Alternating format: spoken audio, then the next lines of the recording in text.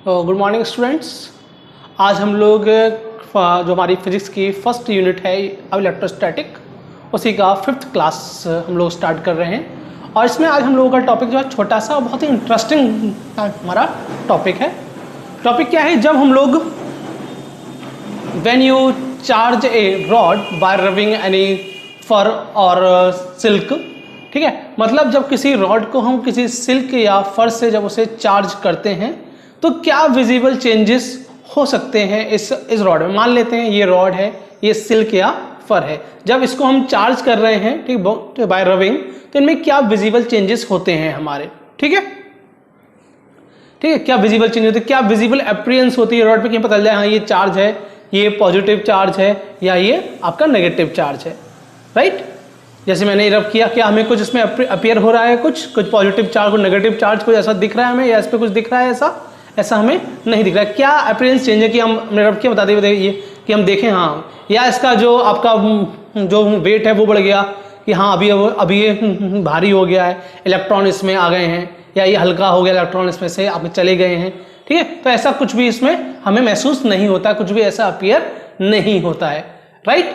लेकिन जब चार्ज हो रही हैं, जब ये चार्ज हो रहा है तो कुछ ना कुछ तो इसमें चेंजेस है, कुछ ना कुछ तो इसमें बदलाव आ रहे हैं। तो उनको हम लोग देखते हैं कि बदलाव वो क्या होते हैं, ठीक है। तो मेन हमें देखना है बदलाव चार्ज के बाद क्या होते हैं व्हेन यू चार्ज इट, ठीक है। तो हमें जब चार्ज करने के बाद कुछ ना कुछ हैपेंस होता है इसमें, तो उसके बारे में हमें आज जानना है, ठीक है।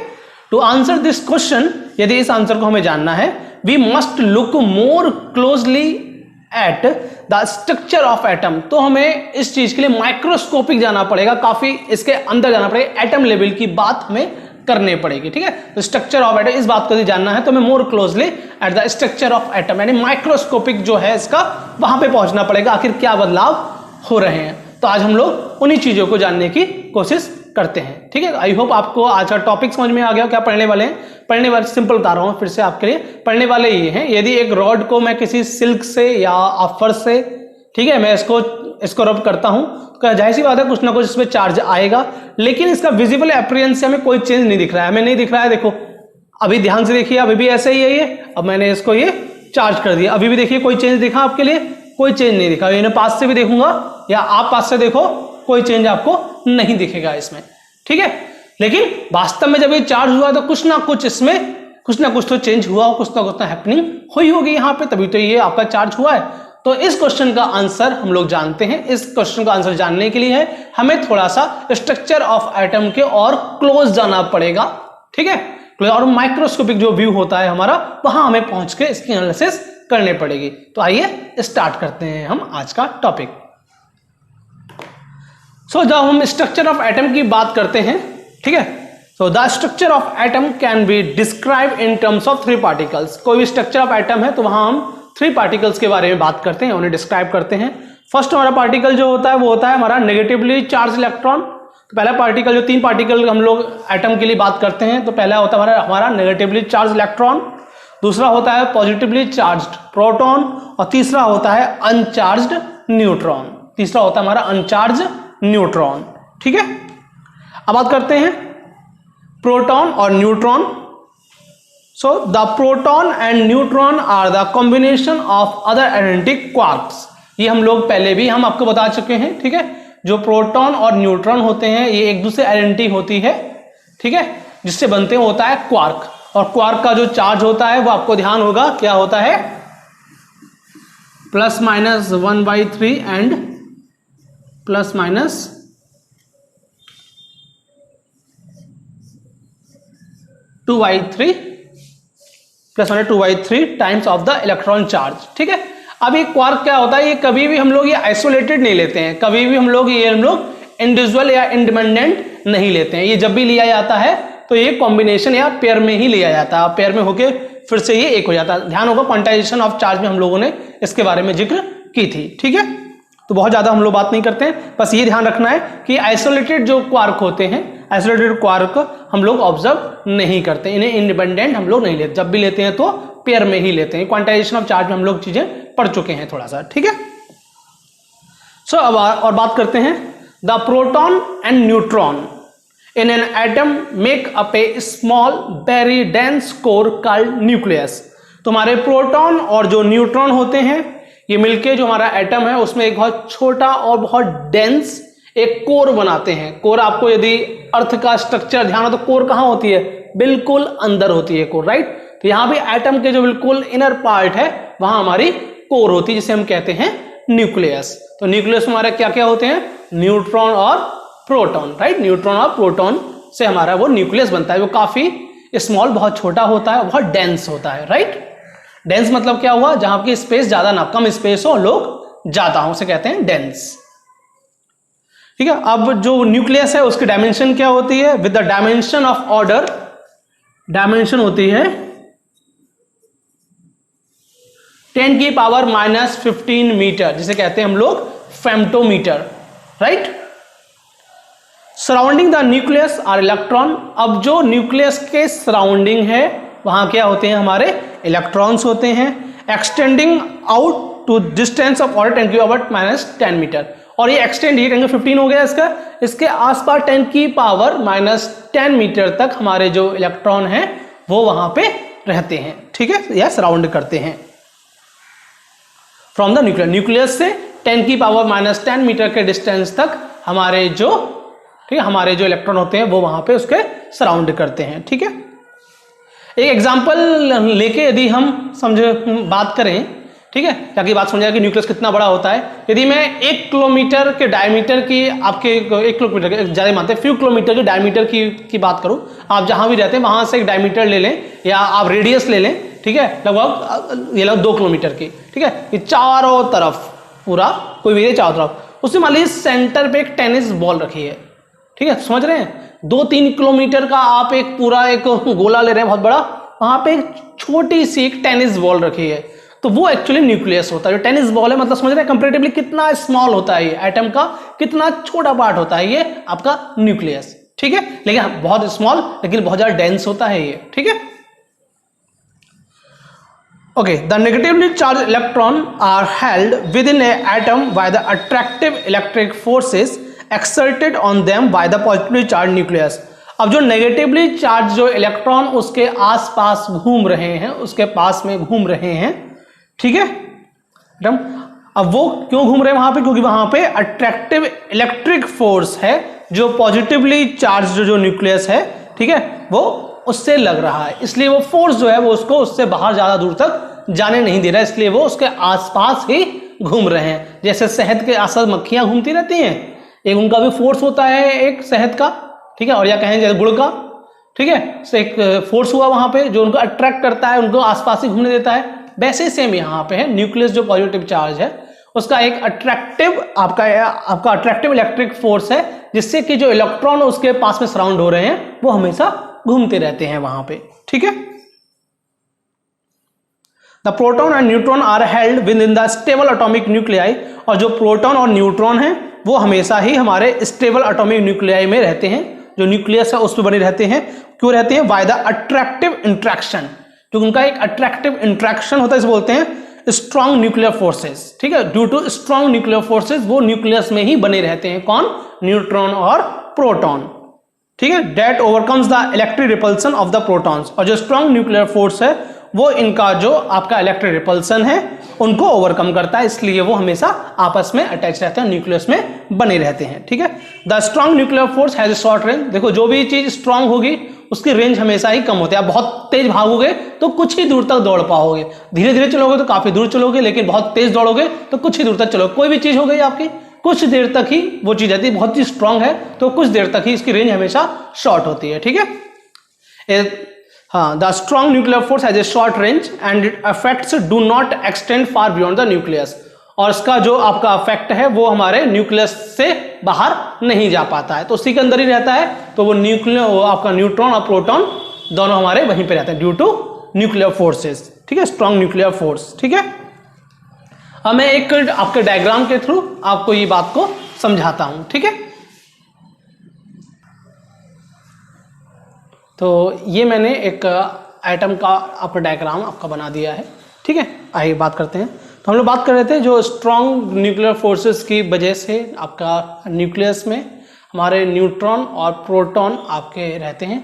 इसी ये जो फोर्स होता है आपका न्यूक्लियर फोर्स, ये बहुत ही स्ट्रांग होता है, इसलिए इसकी शॉर्ट रेंज होती है। इस वजह से न्यूक्लियस के बाहर तक एक्सटेंड नहीं हो पाता है, ये वहीं तक रह जाता है। ठीक है, अब हम बात करें, देखिए जो मैंने अभी बात की, ये हमारा छोटा सा न्यूक्लियस है, ये हमारा छोटा सा न्यूक्लियस है। इतना छोटा है कि हम यहाँ दिखा भी नहीं पा रहे हैं, इसलिए मैंने इसको अलग से यहाँ बना दिया है। ये न्यूक्लियस है जिसमें कि हमारे 1 2 3 4 हमारे ये हैं न्यूट्रॉन। ये जो ग्रीन कलर से मैंने सिंपल दिखाए हैं विदाउट एनी साइन, ये हमारे न्यूट्रॉन पे हमारा कोई चार्ज नहीं होता है।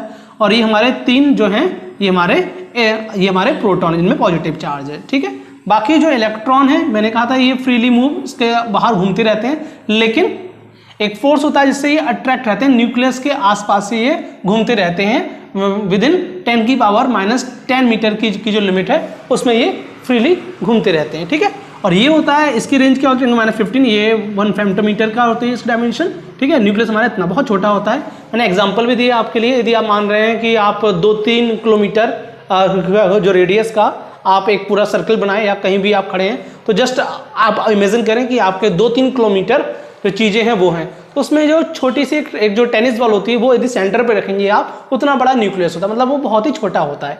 ठीक है, ये बात समझ में आ गई। अब एटम का जो ये एटम है, एटम का जो मोस्टली जो आपका पार्ट, मोस्टली जो वॉल्यूम होता है ये आपका कवर होता है इलेक्ट्रॉन से। वॉल्यूम मतलब क्या हुआ, जो मोस्टली जो स्पेस जो आपका घिरा हुआ है वो आपका है इलेक्ट्रॉन से कवर होता है एटम का। ठीक है, स्पर्शली होते हैं, स्पर्शली मतलब कि इनका कुछ भी ऐसा कोई सीक्वेंस नहीं होता है कि ऐसे टाइट होंगे, ये फ्रीली हैं। ठीक है, रैंडम कहीं भी इलेक्ट्रॉन हो सकता है, मैंने यहाँ बनाया, यहाँ से कहीं भी मतलब ये फ्रीली एक अनअरेंज्ड मैनर में पूरे में एटम में ये इलेक्ट्रॉन आपके होते हैं। ठीक है, तो जो आपका most of the atom's volume is occupied sparsely by electron. Sparsely मतलब कि कम, या कहें आपका ऐसे रैंडमली फ्रीली कहीं भी कुछ भी। ठीक है, कोई भी मतलब सिक्वेंशियल वहां पे चीजें नहीं है।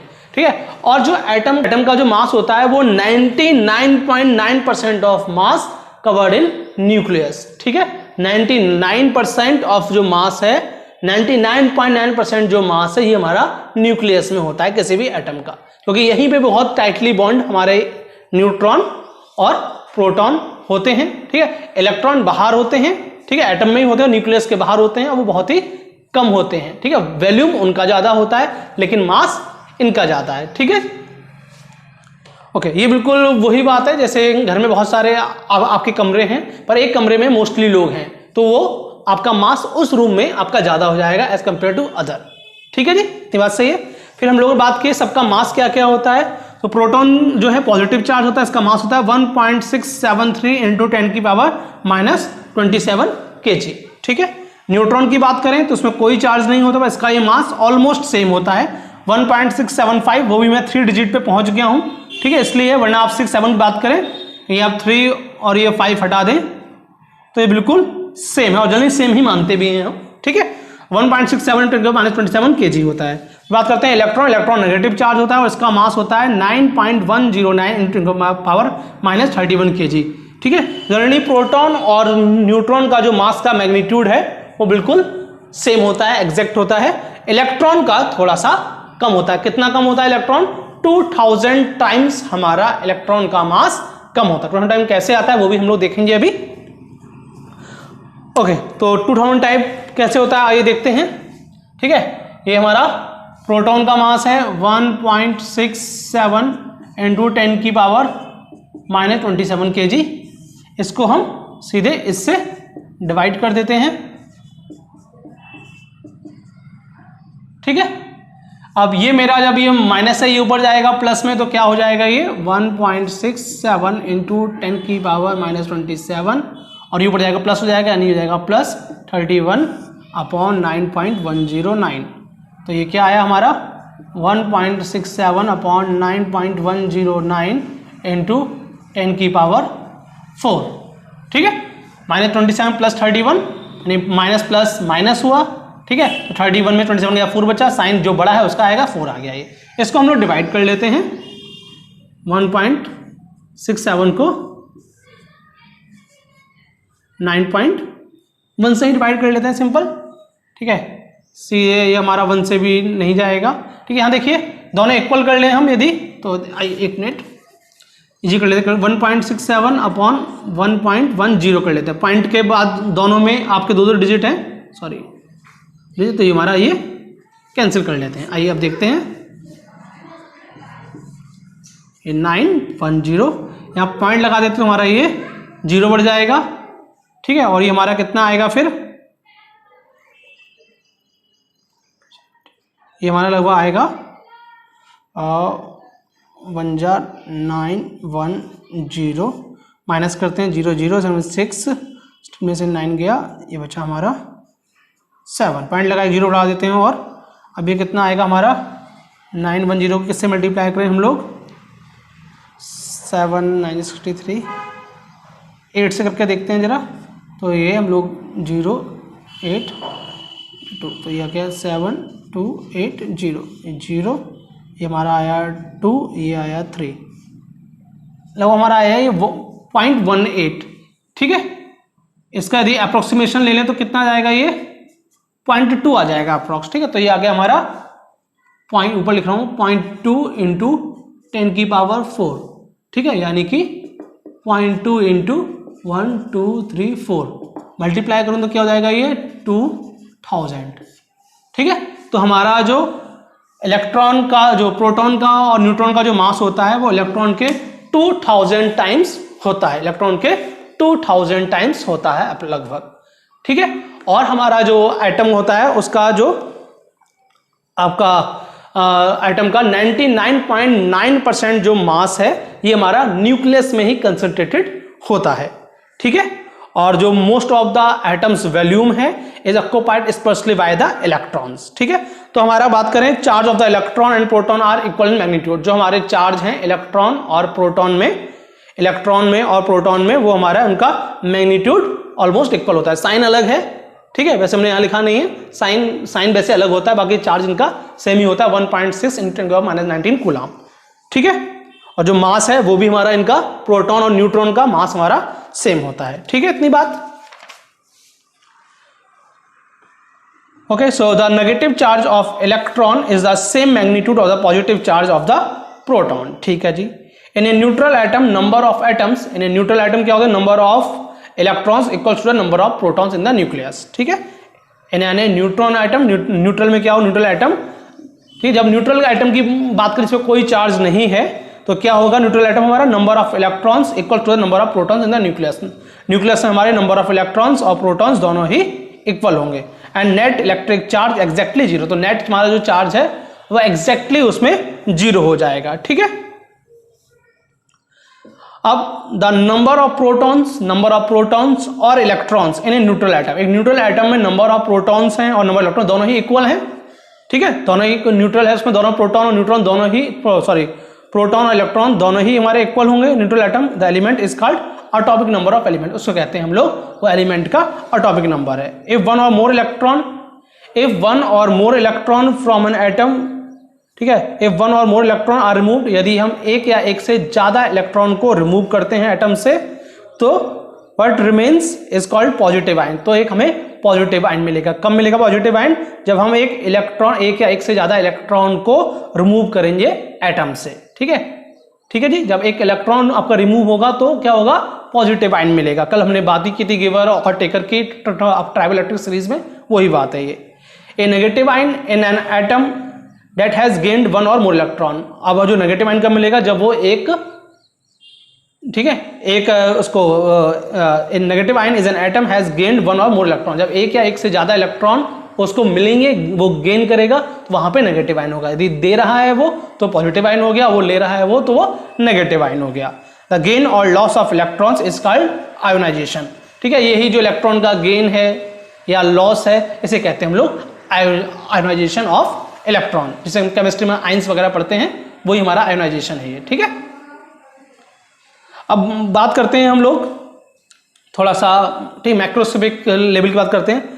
When the total number of protons in a macroscopic body equals to the number of electrons, ठीक है, जब हमारे नंबर ऑफ प्रोटॉन्स, ठीक है, मैक्रोस्कोपिक मतलब जो चीज हम देख सकते हैं, body equal to number of electron, the total charge is 0, तो उस बॉडी का टोटल चार्ज क्या होगा, जीरो होगा and the body as a whole is electrically neutral. तो वो बॉडी उस समय कहेंगे भैया इलेक्ट्रिकली न्यूट्रल है, यानी ये पूरा एटम है, इसमें नंबर ऑफ इलेक्ट्रॉन्स और नंबर ऑफ प्रोटॉन्स दोनों इक्वल हैं, तो कहेंगे ये जो बॉडी है ये इलेक्ट्रिकली न्यूट्रल है। ठीक है, इलेक्ट्रॉन जो है, ये एटम जो है बहुत छोटा पार्ट होता है। ठीक है, एक चीज में आपके कोई भी चीज लें तो उसमें मिलियंस ऑफ इलेक्ट्रॉन हो सकते हैं। ठीक है, हम एक इलेक्ट्रॉन की मिलियंस ऑफ एटम हो सकते हैं मिलकर बनती है कोई चीज। ठीक है, तो उसमें हम लोगों ने तो उस एक पर्टिकुलर एटम की यहां पे हम बात कर रहे हैं। To give a body excess negative charge, यदि किसी बॉडी को हमें नेगेटिव चार्ज देना है तो वी में आइदर, तो हमारे पास क्या ऑप्शन है, या तो हम नेगेटिव चार्ज को उसमें ऐड कर लें, आइदर वी में either add negative charge to a neutral body, जो न्यूट्रल बॉडी है उसमें नेगेटिव चार्ज को ऐड कर लें, या फिर पॉजिटिव चार्ज को वहां से रिमूव कर दें। ठीक है, या फिर positive charges from remove positive charge from that body. ठीक है, similarly we can create excess positive, यदि हमें कहीं पॉजिटिव चार्ज चाहिए तो हमें क्या करना है, आइदर एडिंग पॉजिटिव चार्ज, या तो हम पॉजिटिव चार्ज उसमें ऐड कर दें या फिर नेगेटिव चार्ज को वहां से रिमूव कर दें। ठीक है, तो वोल्टेज हमारी पॉजिटिव चार्ज हो जाएगी। In most of the cases negatively charge और highly mobile electrons are added और रिमूव्ड। ठीक है, जनरली केस में क्या होता है, जो नेगेटिवली चार्ज, ठीक है, क्योंकि वो हाईली मोबाइल होते हैं, यानी कि इलेक्ट्रॉन, उसको हम लोग जनरली ऐड करते हैं या रिमूव करते हैं।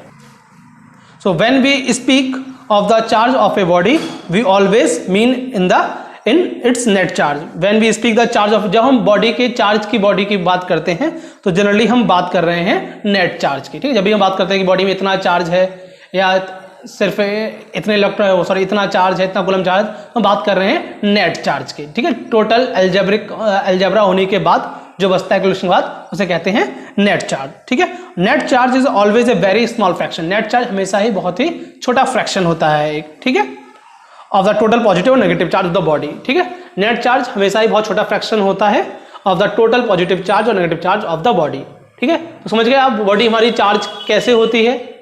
ठीक है, वो छोटी सी बात की हम लोगों ने, कितने इलेक्ट्रॉन हैं उसमें बाहर, न्यूक्लियस तो फिक्स ही है ऑलमोस्ट हमारा। ठीक है, बाहर इस पे कितने आपके इलेक्ट्रॉन हैं और कैसे चार्ज करना है, ये सब हम लोगों ने अभी देखा। ठीक है, कुछ एग्जांपल हम लोग और देख लेते हैं कि कब हम कहेंगे कि बॉडी जो है पॉजिटिवली चार्ज है, कब कहेंगे हम बॉडी नेगेटिवली चार्ज है। उनके लिए कुछ एग्जाम्पल हम लोग और देख लेते हैं अभी। ठीक है, तो आइए हम लोग कुछ एग्जाम्पल देखते हैं कि कैसे कोई एटम आपका पॉजिटिवली चार्ज नेगेटिवली चार्ज होता है, एकदम एटम लेवल की हम बारे में बात करते हैं। ठीक है, आइए फर्स्ट केस लेते हैं, जब हमने एग्जाम्पल लिया है आपका लिथियम आयन का। ठीक है, तो न्यूट्रल लिथियम आयन या न्यूट्रल लिथियम एटम कैसा होता है, इसमें देख रहे हैं हम, यहाँ बात करते हैं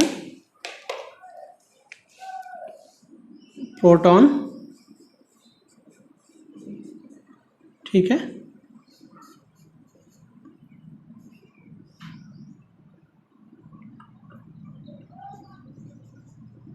न्यूट्रॉन एंड इलेक्ट्रॉन की। ठीक है, प्रोटॉन, न्यूट्रॉन और इलेक्ट्रॉन। ठीक है, इसमें हमारे फर्स्ट केस में प्रोटॉन कितने हैं, ये हमें दिख रहे हैं, जो हमारे ये अब पॉजिटिवली जो चार्ज हैं 1 2 3, तो ये हमारे 3 हैं। न्यूट्रॉन कितने हैं, ये हमारे जो हमने ग्रीन बनाए हैं ये। ठीक है, ये हैं 1 2 3 4, प्रोटॉन हमारा प्लस होता है, राइट। और इलेक्ट्रॉन कितने हैं 1 2 3। तो जितने प्रोटॉन और इलेक्ट्रॉन दोनों ही हमारे इक्वल हैं, अलजेब्रिक सम करेंगे तो दोनों हमारे 0 हो जाएंगे, तो ये हो जाएगा हमारा न्यूट्रल, वो लिखा गया है, ये हमारा न्यूट्रल लिथियम आइटम हो गया। ठीक है, यहां बात करें, यहां प्रोटॉन कितने हैं, न्यूट्रॉन कितने हैं और इलेक्ट्रॉन कितने हैं। ठीक है, प्रोटॉन कितने हैं हमारे,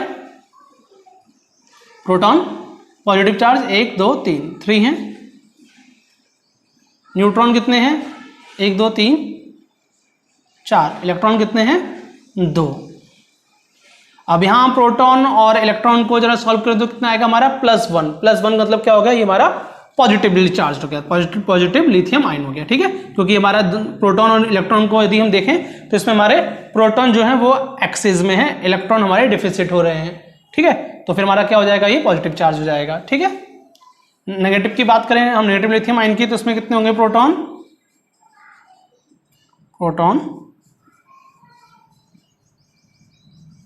न्यूट्रॉन एंड इलेक्ट्रॉन। प्रोटॉन इसमें कितने हैं हमारे 3 हैं, +3, न्यूट्रॉन कितने हैं हमारे +4, इलेक्ट्रॉन कितने हैं 1 2 3 4, ये 4 हैं टोटल। ठीक है, ये ध्यान रखना कि जो हमारे न्यूट्रॉन होते हैं ये केवल हमारे जो न्यूक्लियस होता है उसी में होते हैं। ठीक है, अब ये कितना हुआ, यहाँ पे हमारा ये +1 हो रहा है, देखिए। ठीक है, ये हमारा देखिए यहाँ पे इन दोनों को हम लोग यदि अलजेब्रिक सम करें प्रोटॉन और इलेक्ट्रॉन का, तो कितना आएगा -1 आएगा। -1 मतलब कि ये हमारा नेगेटिव लिथियम आयन हो गए। ठीक है, इस टाइप से हम लोग इनको अपने लोगों ने इनको एटम लेवल पे देखा कि बॉडी चार्ज होती है तो कब वो पॉजिटिव चार्ज है, कब वो नेगेटिव चार्ज है, कब न्यूट्रल है। तो इस टाइप की कंडीशन हम लोग देखते हैं। ठीक है, प्रैक्टिकली हम लोग चीज़ों को नहीं देख सकते हैं कि हमने रब किया देखे पॉजिटिव चार्ज नेगेटिव, लेकिन एटम लेवल पे यानी कि स्ट्रक्चर ऑफ जो मैटर है उस लेवल पे देखें तो चीज़ें कुछ हमें ऐसे दिखाई देंगी। ठीक है, ठीक है ना। तो इसमें हम लोग कह सकते हैं हमारे इसमें इलेक्ट्रॉन डिफिसिट है, इलेक्ट्रॉन हमारे कम हो रहे हैं, और इसमें हमारे इलेक्ट्रॉन एक्सेस है। ठीक है, आई होप आपको ये पूरी बात समझ में आ गई होगी। ठीक है, ओके, थैंक यू।